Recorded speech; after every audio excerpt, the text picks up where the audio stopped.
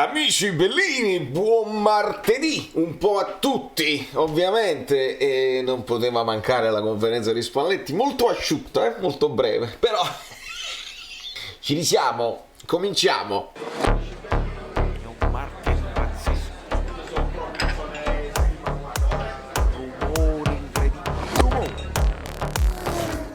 Allora, amici miei, perdonate insomma l'assenza di un giorno, 2 giorni, non ricordo nemmeno, ma insomma la cosa sfiziosa è che io ieri all'avvenuta insomma dell'infortunio, benvenuto Battistuta, serve che Battistuta già l'abbiamo benvenutato prima.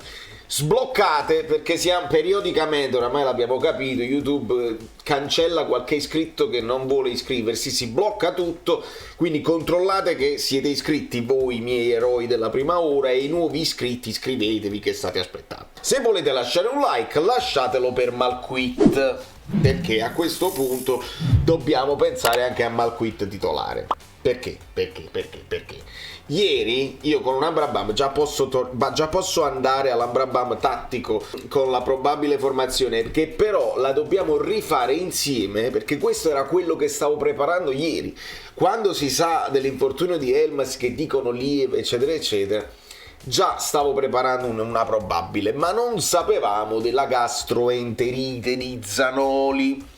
Allora, che poi ovviamente la riflessione non è la prima volta che succede, ma che se mangiano, visto McDonald's eccetera eccetera, l'abbiamo visto simile al McDonald's, ma al di là di questo, se io vi devo dire la verità, il problema infortuni eccetera eccetera, che poi Spalletti dice se ne parla alla FIM, se ne parlerà, perché se lo stanno chiedendo anche nel Napoli. Se io non vi posso rispondere perché non abbiamo idea, insomma, i preparatori atletici eccetera eccetera, una cosa che mi sento di dirvi è che quantomeno per quanto riguarda l'alimentazione, e lo sappiamo con certezza per le interviste che abbiamo visto, con De Nicola queste cose accadevano di meno. Poi può essere tutto casuale, ma sappiamo che De Nicola ci teneva tantissimo nella prevenzione di certi infortuni e la legava tantissimo anche all'alimentazione, e quindi andava giocatore per giocatore anche a consigliare: guarda, mangiati questo, fai queste cose qua, un po' di dieta di questo tipo, e lo faceva personalmente. De Nicola era un'eccellenza, mo dite vabbè, ma quello è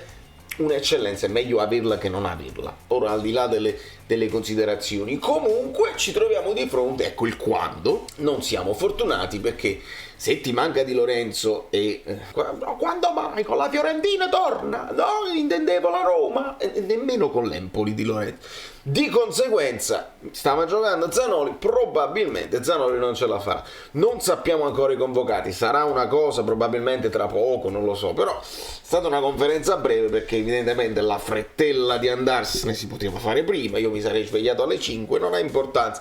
Insomma, Zanoli lo dobbiamo togliere da qua. E abbiamo due opzioni.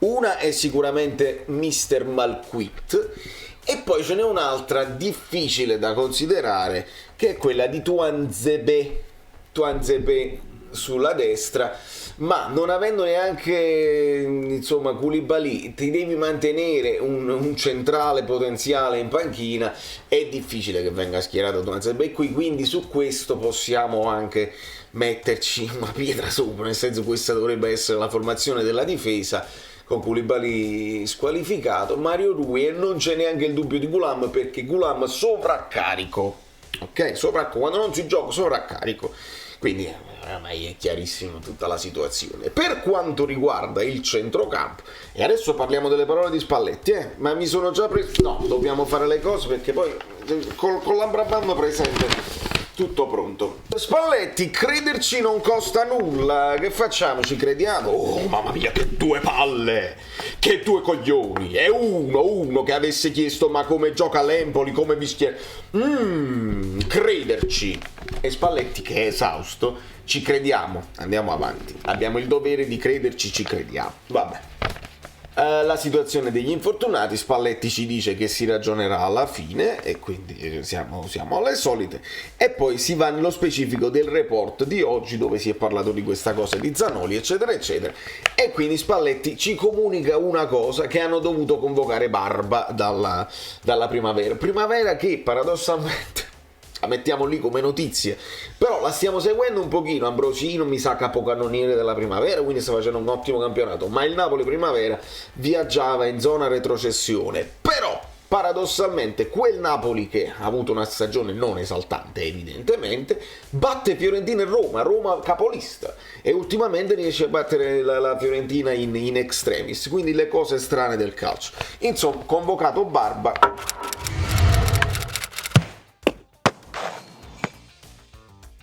che sappiamo giocare terzino, come si giocare in difesa, proprio per questa emergenza che abbiamo. Domani il campo pesante, formazione con giocatori più di corsa, insomma si chiede di Demme, eventualmente, e quindi Spalletti dice capisco, non capisco la domanda, eccetera, se mi stai parlando di Demme si è allenato bene e può giocare, e quindi lo mettiamo qua, dove probabilmente io cambierò un pochino l'idea della formazione qua, ma ci arriviamo con calma, perché c'ho il dubbio, però da come ragiona Spalletti possiamo arrivare a una conclusione.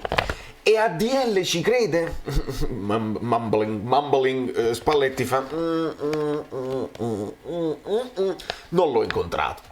Allora, riavvolgiamo il nastro, dove ci sono state notizie che si sono incontrati, c'è stato il patto dei giocatori. Prima fanno il patto i giocatori, poi fanno il patto con l'allenatore, poi c'è il patto, il contratto e l'incontro con De Laurentiis, tra De Laurentiis e Spalletti, eccetera eccetera. Io non l'ho incontrato. I giornalisti raddoppiano, sai, raddoppiano e dicono vabbè, ma pure se dice che non si sono incontrati, che c'entra? Magari si sono sentiti via mail, questa è la cosa di via mail, quindi non accettano nemmeno il fatto che Spalletti ti abbia smentito così. Ma il calcio è bugia, non è solo bugia, questo mi piace dire, il calcio non è solo bugia da parte degli interpreti, dei giocatori e degli allenatori e dei direttori sportivi, il calcio è bugia anche da parte dei giornalisti, guardandoci proprio nell'anima. Le prime bugie vengono dai giornalisti. Ma andiamo oltre, e quindi non l'ho incontrato, ma la risposta di Spalletti a ADL ci crede è no. Cioè voi dovete leggerla bene la risposta, perché se la ascoltate bene dice che ADL è fuori dal gruppo, cioè il gruppo ci crede, ci deve credere, noi la dobbiamo sentire addosso, e poi fa la lista delle cose filosofiche, la partita contro l'Empoli, dobbiamo sentire addosso l'amore dei tifosi, dobbiamo sentire addosso questo mantello del Vesuvio, eccetera eccetera, ma ADL è fuori dal gruppo, cioè non fa parte di questo gruppo qua, quindi ribadendo che loro ci credono, che ci devono credere, hanno il dovere di crederci, De Laurentiis è fuori dal gruppo, quindi non ci crede. Quindi cosa vuol dire? Che si siano incontrati, che abbiano mandato messaggini, eccetera eccetera. ADL dello scudetto non ne ha parlato proprio. Al massimo, e lì ci posso credere a rigor di logica, qualche idea, perché ADL l'ha detto sempre pubblicamente, se fosse per lui 11 sostituzioni a fine primo tempo, così vedo tutti i miei giocatori che sono stipendiati e che devono salire di livello, di valore, se ne frega tantissimo dello scudetto, cioè, non è quello proprio la sua cosa specifica, perché non si lavora per fare quello, ma l'importante è aumentare il valore dei giocatori. Quindi che mi vengano a dire che ADL ha borbottato, come ci ha detto Spalletti, per non aver utilizzato Mertens e Osimhen è una bufalissima, è la bufala più bufala, e ci metto la mano sul fuoco. Io non lo faccio mai queste cose assolute, mano sul fuoco, non mi sto bruciando, che De Laurentiis devi far giocare Mertens, ma come ti permetti? Non si rinnova, quindi mano sul fuoco tranquillamente proprio, vedi? Non tremassi, dici non tremassi, che film è? Ma che De Laurentiis abbia detto magari ma perché non mi fai giocare un po' di più Elmas, ma perché non mi fai giocare Lozano, eccetera eccetera, questi giochi lì ci posso credere, è plausibile. È più deluso o arrabbiato? Guardo il futuro, sento la responsabilità e la colpa, ma non devo guardare al passato, quindi deluso, arrabbiato, eccetera eccetera.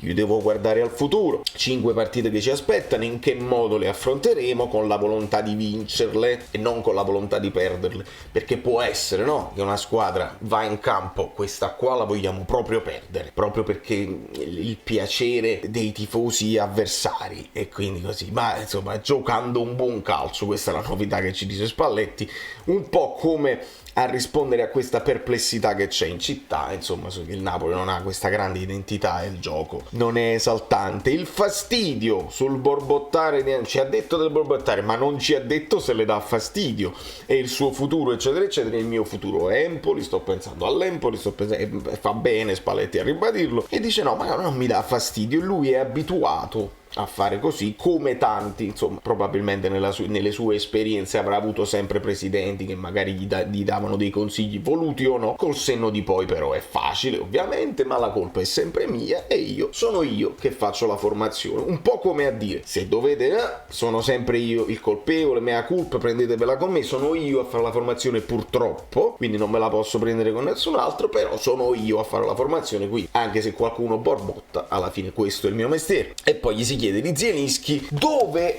qui Spalletti parla di ritrovare tranquillità. Vi ricordate quando proprio Zielinski all'inizio stava così e così, tra Covid, recupero, infortuni, eccetera eccetera? Spalletti ci disse deve recuperare la condizione, e la condizione la recuperi giocando. Però se si parla di tranquillità, a questo punto io ci ragiono un attimo, perché può essere che la tranquillità, come è partito dalla panchina e poi non è entrato proprio benissimo, potrebbe anche farsi una seconda panchina, perché non parliamo di condizione fisica, cosa che invece riguarda Fabian, però lì è pubalgia, quindi non è che la recuperi la formazione, la condizione fisica con la pubalgia, quindi ci saranno molti dubbi a centrocampo. Però io distinto vi metto Fabian qui, Mertens l'ho messo per amore di patria, ma non c'è problema, ci possiamo mettere comunque Zielinski come sostituto, perché magari la tranquillità la può superare in campo. Avranno avuto un colloquio, dice mister io mi sento di giocare, se mi dai la fiducia questa volta ti ripago.